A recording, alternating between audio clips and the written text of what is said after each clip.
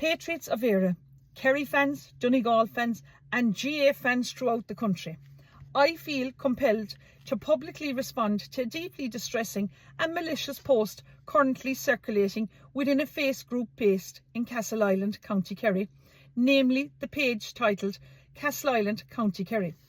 This anonymous post falsely claims that I am giving away tickets to the All-Ireland football final due to the personal family reasons. Shockingly, folks, it also includes my personal mobile number, shared without my knowledge or consent. As a result, I have been inundated with a flood of calls and messages, causing immense disruption to both my personal and professional life. Let me be absolutely clear, folks. I have no connection whatsoever to this post. It is a complete fabrication, a serious invasion of privacy and a blatant violation of data protection laws. This is malicious. I have formally requested now that An Garda Síochána in Castleisland and Tralee and the Phoenix Park investigate this incident with urgency. The dissemination of my personal number alongside deliberately false information raises serious concerns now, folks, not just of defamation and harassment, but of potentially calculated political or personal motives. There is increasing concern in the local community that this attack may be politically motivated, possibly linked to individuals within agri-businesses, including a pig farmer, and of those affiliated with a long-established political dynasty. The timing and nature of the post suggests an orchestrated attempt to undermine my credibility and integrity. As a public figure, I have always stood firm in my principles and have remained open, honest and accountable to the people of Kerry and the wider Irish public. This, folks, cowardly attempt to discredit me will not succeed. I have handed over all the relevant evidence to the Gardaí and fully trust that they will pursue this matter thoroughly. Let it be known, folks, that anyone now who has contacted me on the phone as a result of this post will now be part of the official investigation. To those responsible, you will be held accountable. I'm proud to say that Knocknagoshel will play a vital role on and off the pitch in Croke Park this Sunday All-Ireland football final day. From Headley's Bridge to the Hogan Stand, our own Timmy Moynihan, the voice of Radio Kerry, will be chief commentator, commanding the press office like Kerry's very own reincarnation of Micheál Murray. Timmy will be spreading the gospel of Kerry to the diaspora all over the world and to those loyal fans at home in the kingdom who couldn't get hold of a golden ticket. On the pitch, we mark the 25th anniversary of the All-Ireland winning Jubilee team of 2000, managed by the legendary Pádraig O'Shea and captained by Seamus Moynihan. But Knocknagoshel is once again at the heart of this history, as our own Eamonn Walsh, as selector for that great team, is honoured in Croke Park next Sunday. I'd like to offer a personal, heartfelt congratulations to Eamonn Walsh on this special day. A gentleman, a true Gael, Eamonn has given his life to football and to our parish of Knocknagoshel. A retired teacher from the Green in Tralee, Eamonn carries a rich bloodline of football greatness. His father, Eddie Walsh, won 5 All-Ireland medals for Kerry, including that iconic match in the Polo Grounds against Cavan in New York. Eamonn himself proudly wore the Kerry jersey. Senior career from 1988 to 1989. 16 league appearances, 15 starts and 2 scores.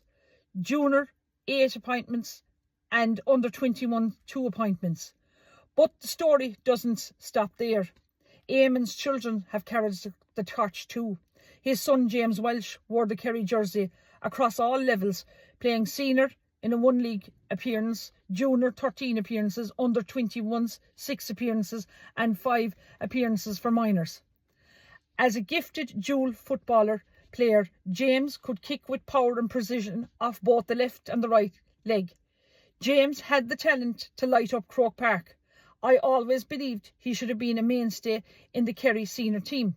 But sadly, football politics and county board dynasties have too often overlooked real talent. In Kerry now, it's not just what you can do on the pitch, it's who you know. But like the Kerry Goal Dad says, we export all our best stuff. James Walsh is now playing a blinder with the New York Kerry club, and we couldn't be prouder here in Knocknagoshel. So this Sunday, as the green and gold flags fly high, know this: Knocknagoshel's hearts beat strong in Croke Park, in the commentary box, in the Jubilee celebrations, and in the stories that live on through the men like Eamonn and Eddie and James Walsh. Up Knocknagoshel and up Kerry. A point for passion. Time to pay up, GA. The Tip homecoming was something else. An unforgettable celebration of heart, pride and raw talent. 45,000 people packed into Simple Stadium, and for a moment it felt like a rock concert more than a sporting tribute. On stage were stars like Ona Healy and the Two Johnnies lifting the crowd with hit after hit.